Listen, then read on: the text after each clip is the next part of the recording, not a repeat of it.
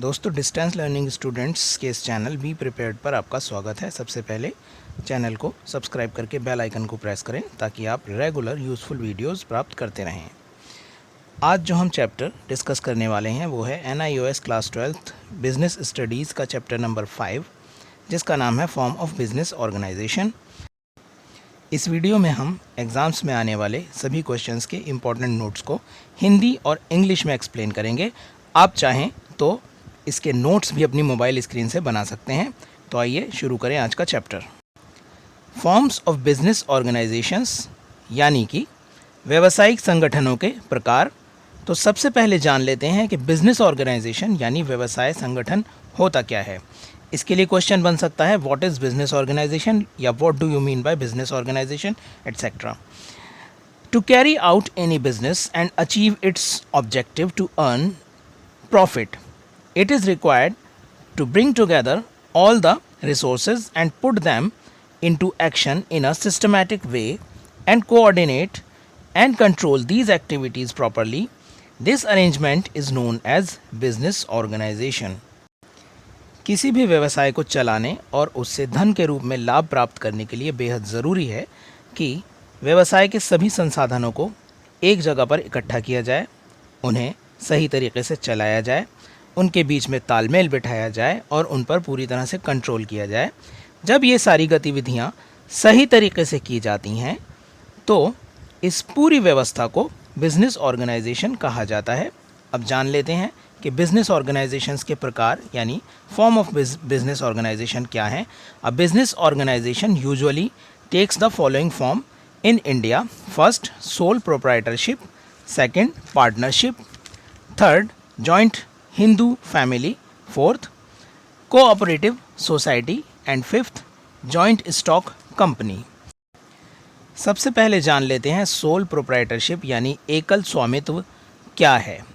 Definition of sole proprietorship, a type of business unit where one person is solely responsible for providing the capital and bearing the risk of the enterprise and for the management of the business. एकल स्वामित्व एक ऐसा business है, एक ऐसा व्यवसाय है जिसमें सिर्फ एक ही इंसान, एक ही पर्सन या एक ही व्यक्ति पूरी तरह से रिस्पॉन्सिबल यानी जिम्मेदार होता है अपने बिजनेस का, वही मालिक होता है। बिजनेस यानी व्यवसाय में लगाई जाने वाली पूंजी वही लेकर आता है और प्रॉफिट और लॉस के लिए भी वही जिम्मेदार होता है। यानी अगर प्रॉफिट होता है तो वो भी उसका है, और अगर लॉस यानी हानि होती है बिजनेस में तो वो भी उसी की होती है। एकल स्वामित्व यानी सोल प्रोप्राइटरशिप की कुछ विशेषताएं हैं, जिनमें से पहली है single ownership. The sole proprietorship form of business organisation has a single owner who himself और herself start the business by bringing together all the resources. पहली विशेषता यह है कि सोल प्रोप्राइटरशिप में एक ही व्यक्ति पूरी तरह से जिम्मेदार होता है, वही बिज़नेस को स्टार्ट करता है, उसमें लगाई जाने वाली पूंजी या उसमें प्रयोग किए जाने वाले सारे संसाधनों को वही जुटाता है। दूसरी विशेषता है less legal formalities. The formation and operation of sole proprietorship form of business organisation does not involve any legal formality. इसमें ज़्यादा कानूनी दावपेच या कानूनी कार्रवाई की ज़रूरत नहीं होती, इसको आसानी से शुरू किया जा सकता है। इसकी तीसरी विशेषता है one man control. The controlling power of the sole proprietorship business always remains with the owner. He or she runs the business as per his or her own will. पूरी तरह से कंट्रोल एक ही व्यक्ति का होता है, जो उसका मालिक होता है। वो जिस तरह से चाहे बिजनेस को चला सकता है, उससे कोई पूछने वाला नहीं होगा। अब हम दूसरी फॉर्म पर हैं, यानी व्यवसाय की दूसरी का जो दूसरा प्रकार है वो है पार्टनरशिप, जिसे हम आम भाषा में साझेदारी कहते हैं। Partnership is an association of two और more person who pool their financial and managerial resources and agree to carry on a business and share its profit. The person who form a partnership are individually known as partners and collectively a firm or partnership firm. साझेदारी दो या दो से ज़्यादा व्यक्तियों की एक समिति होती है जिसमें वे अपने संसाधनों को एक जगह लेकर आते हैं। संसाधन जो आमतौर पर पूंजी यानी पैसे के रूप में होता है, यानी वो मिलकर एक बिज़नेस यानी एक व्यवसाय को शुरू करते हैं और बिज़नेस एक्टिविटीज़ को कैरी आउट करते हैं, यानी बिज़नेस को आगे चलाते हैं। दोनों ही अपनी अपनी लगाई गई पूंजी के अनुसार लाभ या हानि के हिस्सेदार होते हैं। प्रत्येक व्यक्ति को पार्टनर कहा जाता है, जबकि जब ये कलेक्टिवली यानी इकट्ठे एक जगह पर एकजुट हो जाते हैं तो इस फर्म को यानी इस संस्था को पार्टनरशिप फर्म कहा जाता है। अब पार्टनरशिप की कुछ कैरेक्टरिस्टिक्स यानी विशेषताओं के बारे में बात कर लेते हैं। पहली विशेषता है 2 और more persons to form a partnership firm, at least 2 person are required. किसी भी पार्टनरशिप फर्म को शुरू करने के लिए कम से कम 2 व्यक्तियों की ज़रूरत होती है। 2 से ज़्यादा भी हो सकते हैं, लेकिन कम से कम 2 व्यक्तियों की ज़रूरत होती है एक पार्टनरशिप फर्म को स्टार्ट करने के लिए। दूसरी विशेषता है contractual relationship. Partnership is created by an agreement among the persons who have agreed to join hands. Partnership यानी साझेदारी एक लिखित दस्तावेज़ के ऊपर होती है। जितने भी पार्टनर्स यानी साझेदार हैं वो एक दस्तावेज़ को मिलकर साइन करते हैं जिसमें साझेदारी की सारी नियम शर्तों का उल्लेख किया जाता है। तीसरी विशेषता है sharing profit and loss. There must be an agreement among the partners to share the profit and losses of the business of the partnership firm. सभी पार्टनर्स यानी साझेदारों के बीच लिखित दस्तावेज़ के अनुसार लाभ और हानि का बंटवारा किया जाता है। अब जान लेते हैं टाइप ऑफ पार्टनरशिप यानी साझेदारी के प्रकार क्या हैं। पहला प्रकार है general and limited partnership.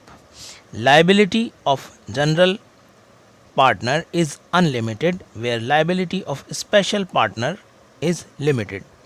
General limited partnership में जो व्यवसाय के जनरल पार्टनर्स हैं उनकी लायबिलिटी यानी देनदारी या जिम्मेदारी अनलिमिटेड होती है यानी असीमित होती है, जबकि स्पेशल पार्टनर्स की लायबिलिटी यानी उनकी देनदारी लिमिटेड यानी सीमित होती है। दूसरा प्रकार है legal and illegal partnership. The partnership which work according to the provision of the act are considered as legal and are called legal partnership. अगर किसी साझेदारी को पार्टनरशिप एक्ट के अनुसार चलाया जा रहा है, नियम कानूनों का पूरा उसमें ध्यान रखा जा रहा है, तो वो लीगल पार्टनरशिप है, और अगर ऐसा नहीं किया जा रहा तो वो इलीगल यानी गैर कानूनी साझेदारी कहलाएगी। अब हम व्यवसाय के तीसरे प्रकार पर हैं, joint Hindu family form of business organisation. संयुक्त हिंदू परिवार।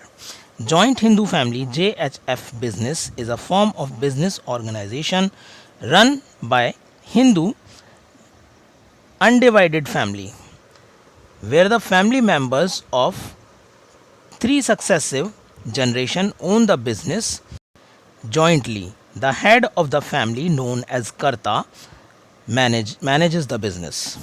संयुक्त हिंदू परिवार एक ऐसा व्यवसाय का एक ऐसा प्रारूप है, एक ऐसा प्रकार है जिसमें एक ही परिवार की 3 पीढ़ियां व्यवसाय में इन्वॉल्व होती हैं यानी व्यवसाय को करती हैं। किसी दूसरे परिवार या किसी बाहरी व्यक्ति को इसमें शामिल होने की इजाज़त नहीं होती। परिवार का मुखिया यानी हेड कर्ता के नाम से जाना जाता है जो पूरे बिजनेस को हैंडल करता है या कंट्रोल करता है। JHF यानी जॉइंट हिंदू फैमिली की कैरेक्टरिस्टिक्स यानी विशेषताओं की अब हम बात कर लें। पहली विशेषता है formation. In JHF business there must be at least 2 members in the family and family should have some ancestral property. पहली विशेषता यह है कि कम से कम 2 मेंबर्स की इसमें ज़रूरत होती है। 2 से कम अगर मेंबर हों तो ये बिज़नेस नहीं किया जा सकता, और इसमें कुछ एंसेस्ट्रल प्रॉपर्टी यानी पुरखों की कुछ जायदाद, कुछ ज़मीन की आवश्यकता भी होती है। दूसरी विशेषता है legal status. The JHF business is a jointly owned business. It is governed bye Hindu succession act 1956। संयुक्त हिंदू परिवार बिजनेस को हिंदू सक्सेशन एक्ट 1956 के अनुसार चलाया जाता है। तीसरी विशेषता है membership. In JHF business outsiders are not allowed to become partners JHF business organisation में किसी बाहरी व्यक्ति को या किसी दूसरे परिवार के व्यक्ति को शामिल होने की इजाज़त नहीं है। अब हम व्यावसायिक संगठन के चौथे प्रकार पर हैं, कोऑपरेटिव सोसाइटी यानी सहकारी समिति। There are certain organizations which undertake business activities with the prime objective of providing services to the members, although they also earn some amount of profit, but their main attention is to look after some common interest of its members. They pool available resources from the members, utilize the same in the best possible manner and share the benefit. These organizations are known as cooperative societies. सहकारी समिति का जो मुख्य उद्देश्य होता है वो अपने मेंबर्स यानी अपने सदस्यों की भलाई या भला करना है। ऐसी समितियों का गठन कुछ मेंबर्स के द्वारा मिलकर किया जाता है। इसमें प्रॉफिट अर्निंग मोटिव तो होता ही है, प्रॉफिट तो अर्न होता ही है, लेकिन उससे ज़्यादा जो फोकस किया जाता है वो अपने मेंबर्स यानी अपने सदस्यों को फ़ायदा पहुंचाने यानी लाभ पहुंचाने के लिए किया जाता है। इसके सदस्यों के पास जो भी मौजूदा रिसोर्सेज यानी संसाधन हैं वो लेकर आते हैं और उनको बेहतर से बेहतर तरीके से यूटिलाइज़ करके बिज़नेस में प्रॉफिट अर्न किया जाता है। प्रॉफिट अर्न होने के बाद उसको बराबर अपने सदस्यों के बीच में बांट दिया जाता है। अब हम जान लेते हैं कि कोऑपरेटिव सोसाइटी की कैरेक्टरिस्टिक्स यानी विशेषताएं क्या हैं। पहली विशेषता है voluntary association. Members join the cooperative society voluntarily, that is by their own choice. सबसे पहली विशेषता ये है कि इसके मेंबर्स अपनी इच्छा से यानी स्वेच्छा से इस बिज़नेस ऑर्गेनाइजेशन को ज्वाइन करते हैं यानी उससे जुड़ते हैं, यानी इस संस्था से जुड़ने का जो उनका निर्णय है वो पूरी तरह से उनके अपने ऊपर होता है।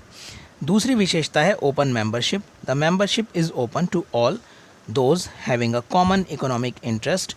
Any person can become a member irrespective of his her caste, creed, religion, colour, sex etcetera. इसकी सदस्यता पूरी तरह से खुली होती है, कोई भी व्यक्ति इसका सदस्य बन सकता है। अपनी इच्छा से अगर वो चाहे तो इसका सदस्य बन सकता है। उसके लिए उसे किसी विशेष परिवार, विशेष जाति, विशेष धर्म या किसी ख़ास लिंग का होने की ज़रूरत या आवश्यकता नहीं है। तीसरी विशेषता है number of members. The cooperative society act does not specify the maximum number of members for any cooperative society. However, after the formation of the society, the members may specify the maximum number of members. सरकार ने कानून के तहत cooperative society यानी सहकारी समिति के लिए मैक्सिमम यानी अधिकतम सदस्यों की संख्या तय नहीं की है, यानी इसमें जितने चाहें मेंबर्स हिस्सा ले सकते हैं, भाग ले सकते हैं।